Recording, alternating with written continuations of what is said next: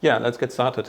Yeah, I'm Simon, and I'm gonna talk about development with Fyne, as the title says. And I'm using a few different concepts with that. So I'm going through how it started, basically, how the journey went, the development process, then the foundations it's built on. I'm showing the application itself, some code snippets, and in the end, some conclusions. So I hope there's something in it for everyone. But yeah, first about me. Doing software development for some time now. Also enjoying house music for a while. I got a kid. I'm into bodyweight exercises, and I also like to eat plant-based. And the exercising thing got serious at some point, so I even got a trainer certification, and I'm also doing that. That's also half of the reason for the new company. So I'm doing consulting in fitness and in software terms. That's basically what I'm doing. Professionally, yeah, I've done this for a while, like I said, always somehow web-related stuff. And yeah, scale-wise also went up, I guess. Sometimes more, sometimes less, but yeah, I've seen a couple of things. And over the time, I always had to-do lists, basically, so this is kind of where it's going now. The whole journey started with, yeah, I mean, what means started? Like, part of this was becoming a parent to ideas, to an actual kid. I was an open source contributor in a lot of projects back then already. I had plans to start a company, I was working, I had responsibilities, and it got so much that I was worried to get overwhelmed, essentially. So I was looking for ways to make that manageable. And that got me to searching for books. But if you ever looked into self-improvement or anything, there's a million books, basically. And trying to find practical help is already a challenge. I mean, there's a lot of theory, but then applying that is a different thing. And one thing that sounded really promising was getting things done, because it promises the art of stress-free productivity, like this dream, in a way, that knowledge workers probably have. I at least did. So I started reading with my kid on the arm. I was literally sitting at the desk trying to get on top of things. So yeah, quick explanation of getting things done. Oh, I should stay in here. You think it's a nice diagram, but actually there's a lot of arrows, and they actually should have labels. So while it looks interesting, and that's probably a cool thing, you start wondering, is that actually going to work out? So you read through the whole thing, and you understand, okay, that's kind of wholesome list management. So it's not something new, but it's doing it in a way where you can, in the end, outsource your mental load to a trusted system. And that has 5 steps, which interestingly also map to mental processes. So this capturing stuff and collecting everything is the first step. And then clarifying, saying what all the individual things mean is the next one, the second step. And then you get to organize them, put them in the right context. Say, I want this in the calendar. I want this to remind me later. Maybe I want to do it at a different point. Whatever direction you're going. And that is the preparation step to look back and then see what you actually prepared. There's going to be a couple of things that you actually want to do next. There's a calendar, which gives you the overview that that's what's coming.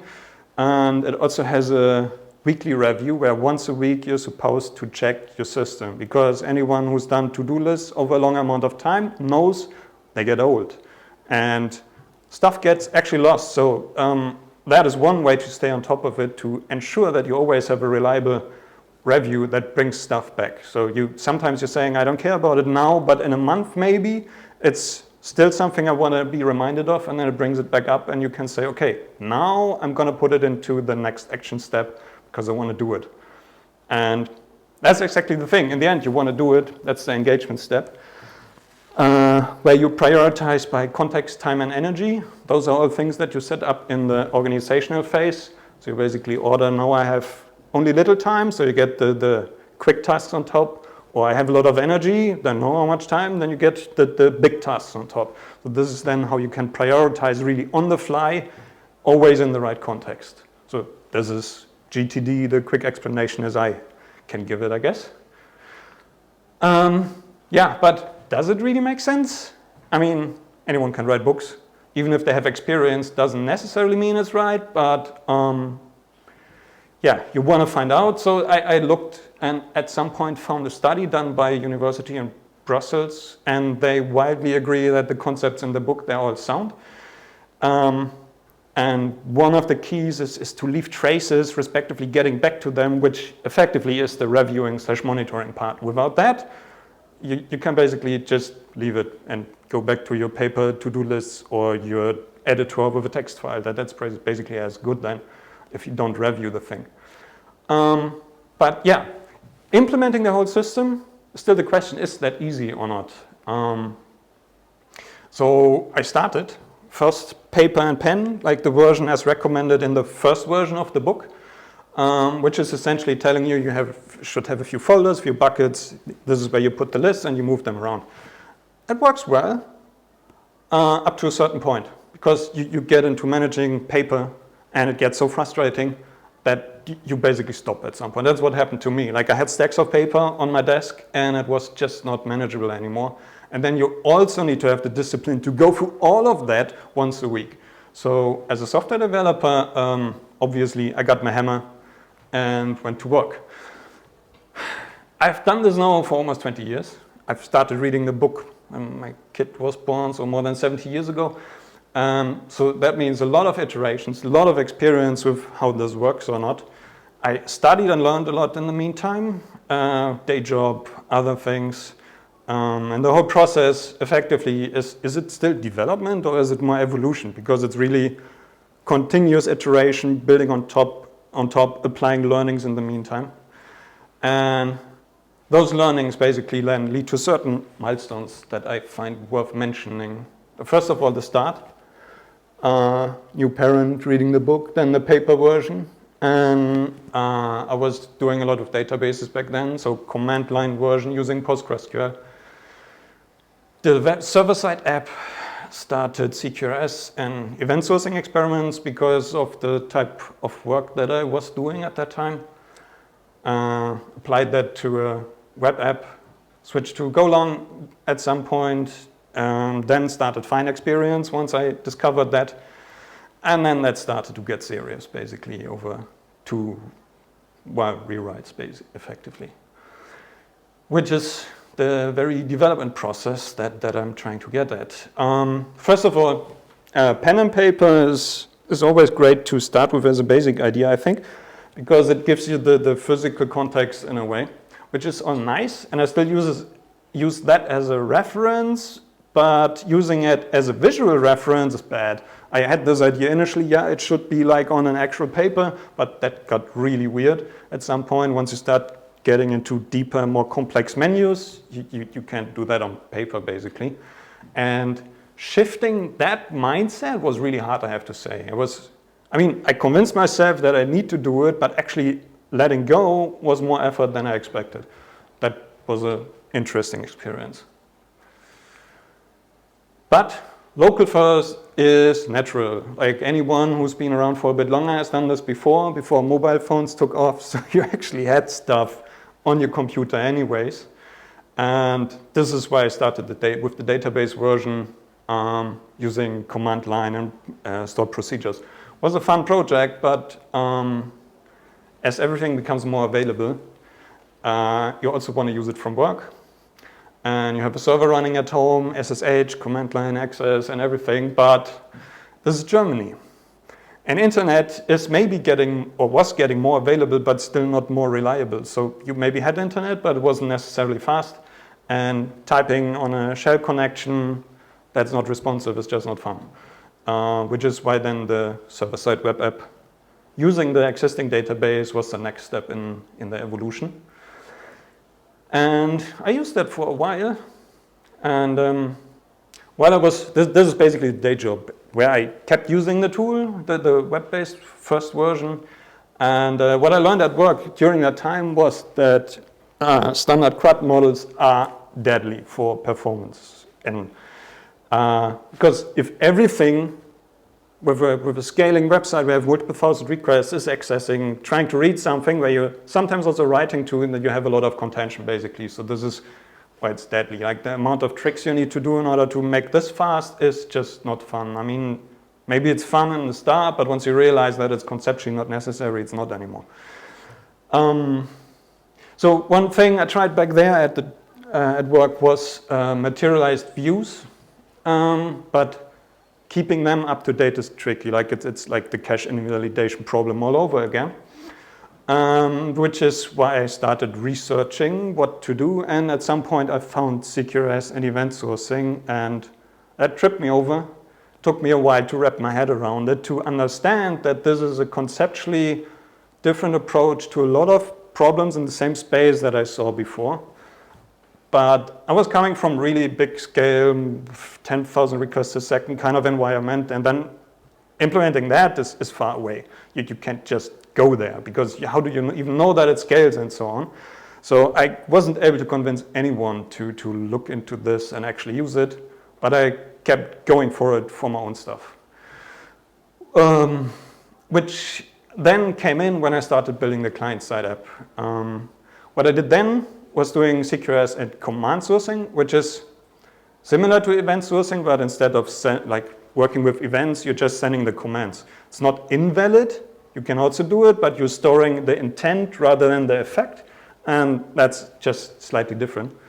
And it was working. Like for a web-based app, it was actually pretty okay, but pretty okay only because I also had to do with the JavaScript ecosystem, NPM, and all that. It's so fragile. That's also where the picture comes from. One wrong click and you're done. I had a Perl server back then who received the commands. Work was mainly Perl, and I also have so much experience in Perl. It's not even funny. Which is then why I made the language switch, because Perl was bothering me maintenance-wise. It's supposed to be easy with CPAN and all, but after more than 20 years, I still didn't get happy. But Golang was nice because it gave me a static type language and also static binaries, and it was fun to work with. Anyone who used Perl know that it's really complex syntax-wise. You can do a lot of things. We had the foot gun before. Perl definitely has a few of those, and Go doesn't. Or at least you really need to search for them, which is why I like it. And then targeting multiple platforms. With web applications, this was a nice idea once, and it sounded really great, but it never really took off the way it was promised. Like at the latest, I guess, when some platforms were removing your web app data. If you haven't used it in a while, that's just a no-go for an application, basically. So then I looked into, what's it called, PhoneGap and Cordova to clunky my app. Yeah, exactly. To package my clunky app, but that's also heavy and all. You're always shipping a browser, which just isn't fun either. Nobody wants yet another engine which isn't maintained if it is out too long. So using Go then started getting my interest on mobile devices. I didn't know it was possible back then. Hoping for a nicer API than HTML and CSS, because that really was getting on my nerves, trying to build interfaces with something that constantly moved and broke and basically didn't do what I wanted, or only with so much effort that I couldn't enjoy the process. That was kind of the issue. And the experiments with Fyne, they all gave me a different experience. First of all, it's because it's native, it really looks exactly the way you want an app to look like, not in a browser, packaged and so on, where you first need to do a lot of stuff to make it look acceptable. And implementing screens in this web way always took more effort than it should, whereas with Fyne, the simple screens, I was just basically starting this, and that widget I need, and just move it around, border layout, kind of done. That's the experience I had with Fyne.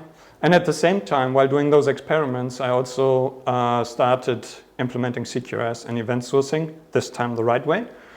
and without any synchronization or anything. So it was really like a completely local only app that didn't synchronize with anything yet. But I had the plans for this, and the plans also were following the CQRS and EventSourcing style to have the very same code to process basically on the server than on the client. One of those benefits of event sourcing, like you can replay the events wherever you want and can use the same code, which is great. I rewrote this thing after some time, completely reused the CQRS and event sourcing code that I created in the process, and decided to make this a commercial thing, which is quite a commitment, as I figured out. It needs a lot of intense focus and goal-driven development to achieve what you want, because you can't do a million things in software development, but getting to an outcome that you're happy to publish, I guess we all know how much that can take.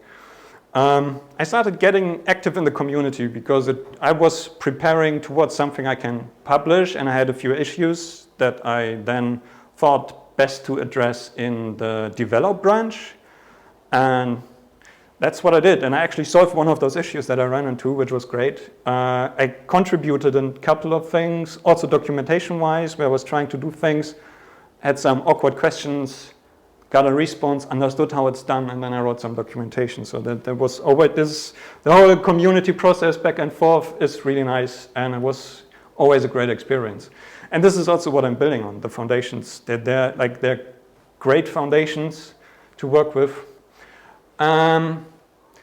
But in order to use them, it's critical to stay practical. That's one of the things that I've learned over many years is there's a lot of theory behind every single topic. You can probably study it for years, and then you still don't necessarily know how to use it. Like, practically, really understanding something is not the same as theoretical, which is also why I'm going high level, quick over those things, because I don't think it's necessarily worth to go into every detail. I try to bring out the essentials of it. This is why it's a high level overview, basically. Fine, yeah, that joke came up before. It's way more than fine, because targeting all platforms that I care about is easy. There's a few command line arguments, but that's basically it. You package for one platform and you're done. And then you still need to do the usual stuff, signing and whatnot you need depending on the platform. But it's easy. The same goes for the API. It's so clean and effective. It is so much fun to create user interfaces with that API. Because it's different than HTML and CSS, of course, but once you get it, it's just starts flowing. And this is why I also said it encourages portable UI. Now, it moves the focus from design to functionality, because I started forgetting about how it has to look like. I just focus on, okay, I need this input, I need that widget, and then it just looks how it looks, because fine is more than just fine. And it keeps winning and maybe I should have added that, but my own UI toolkit comparisons. I do them every now and then just to have an idea, and then to see also what I maybe missed or not. Usually, so far, always it's what I didn't miss. No toolkit comes as close with regards to the little amount of overhead and the amount of platforms it targets. And that's fantastic. And the community, like I said already, it's awesome. CQRS sounds a bit abstract. Is very simple, actually. It's just command, query, responsibility segregation. So you just separate reads from writes, but that has really important implications, because you can do things for every code path the way they should be. So you don't have to think about, but what if someone wants to read while I'm writing, or the other way around? That's just a non-issue to begin with, and reads are always free of side effects. So if you stick with it, you end up with so clean APIs that they scale completely differently, and they detach things as well. So you can start writing an application without taking commands yet, but you can model out the reading side of it, oh crap. And that's always going to be fast, right? Because the reading side is optimized for that. So you're not writing some generic database, but you write the model that you're going to use to read. And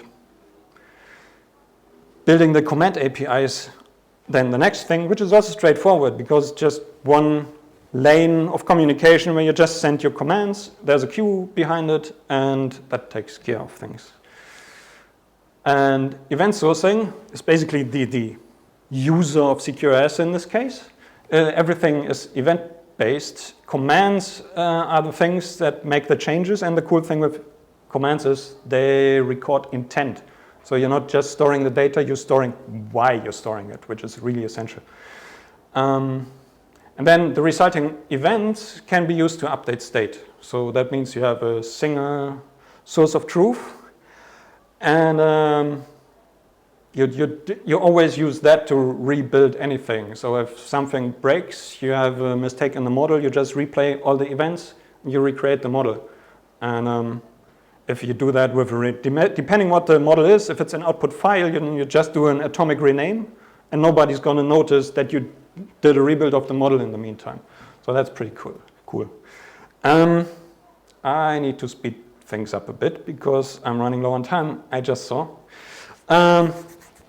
Another thing, because it has queuing, means eventual consistency, which is also great. You can take the system offline, get events, people still see stuff, you bring it online, nobody notices, except maybe some like eventual consistency. Maybe you need to deal with it in a business logic and process-oriented way. So you need to think about what goes wrong from the user perspective, not from a technical perspective, but how do I compensate for things that go wrong, basically.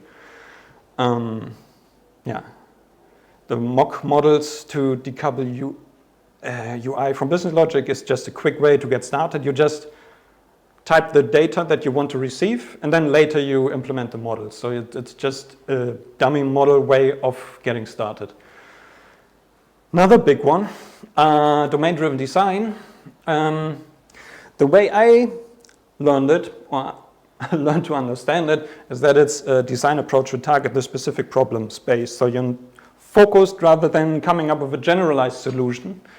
And everything is divided into so-called bounded contexts, which is trying to encapsulate just the business logic that you want to represent and nothing more, which then also means the terminology you use is from that business domain. So instead of calling something something as a generic name, you really use this is a contract or this is a banner or something, depending on what you're representing.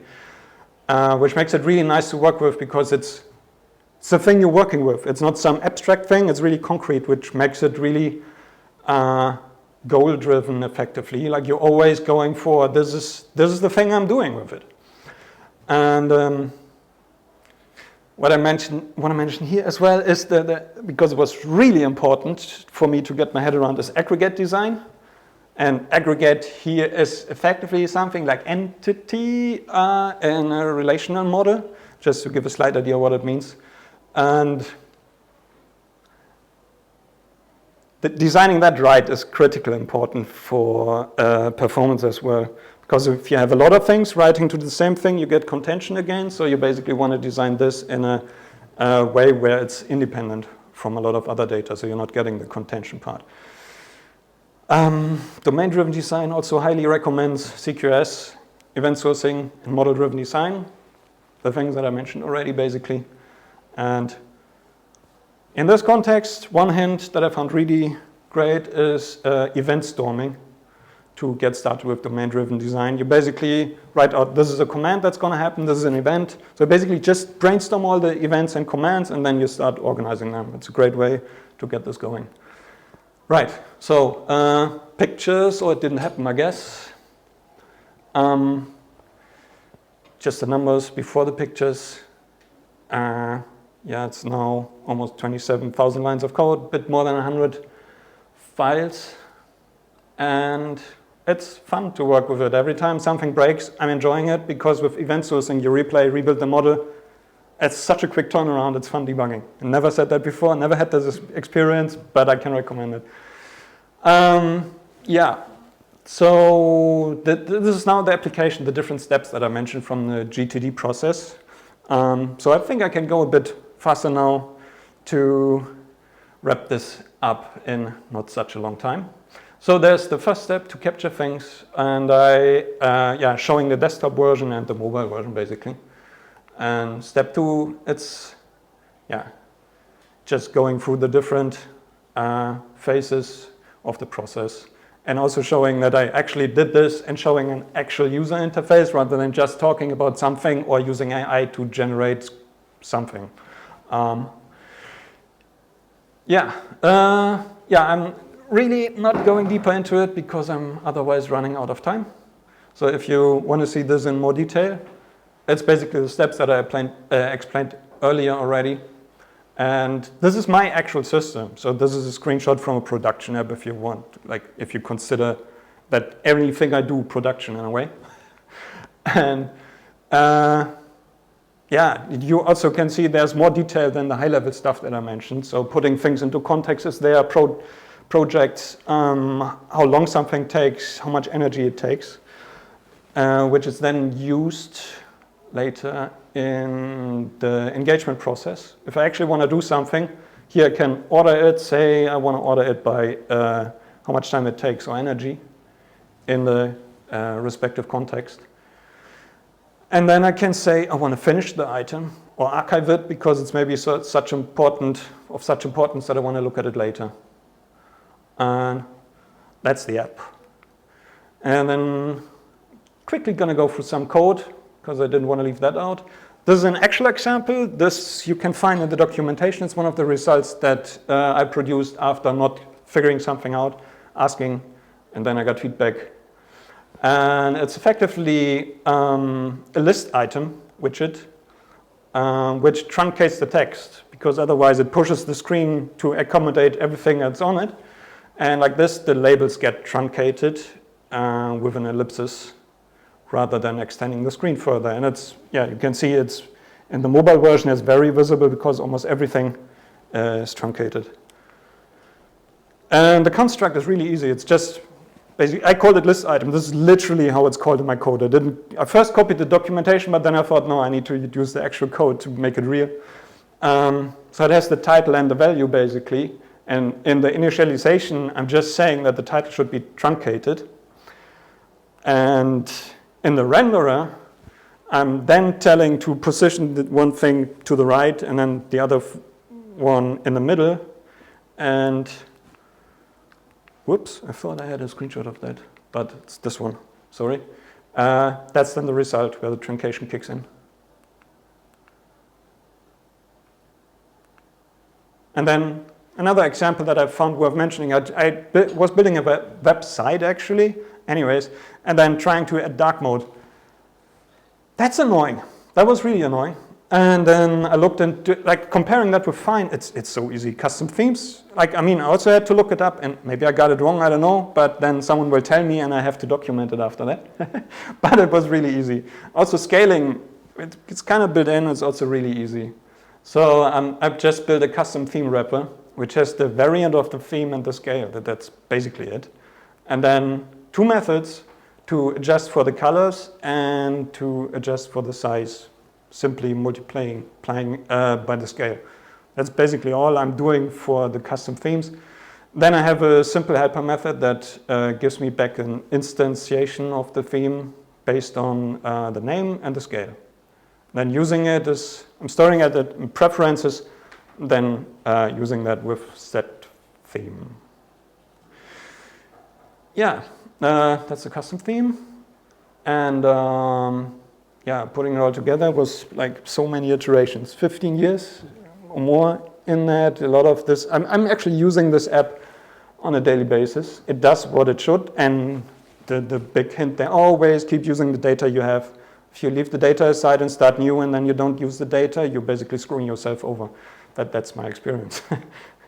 And closing thoughts, Fyne, looks and works just great, it's awesome. And DDD, domain-driven design, helps a lot with focus and scope. I can highly recommend it. CQRS to maintain separation of concerns.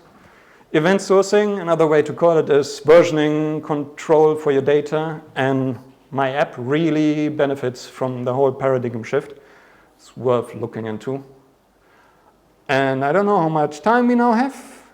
Okay, yeah, so don't ask now, but later. You can find me in the community chat or hit me up directly. I'm happy to share anything, basically. Thank you.